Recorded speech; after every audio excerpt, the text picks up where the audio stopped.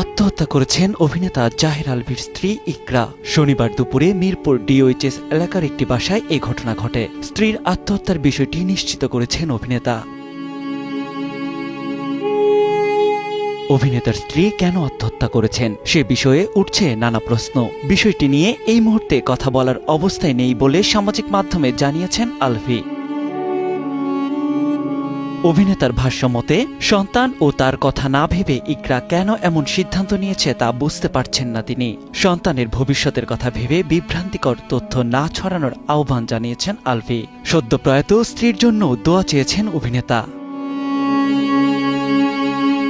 খোঁজ নিয়ে জানা গেছে বর্তমানে নেপালে আছেন অভিনেতা আলভি। ঈদের একটি নাটকের শুটিংয়ে সেখানেই অবস্থান করছেন তিনি। চেষ্টা করছেন দ্রুত ঢাকায় ফেরার। দেশে ফিরেই বিষয়টি নিয়ে কথা বলবেন তিনি। 2010 সালে ভালোবেসে বিয়ে করেছিলেন আলভি ও ইকরা। রিজিক নামে একটি পুত্র সন্তান রয়েছে এই দম্পতির। নিয়াত শুভ, সময় সংবাদ, ঢাকা।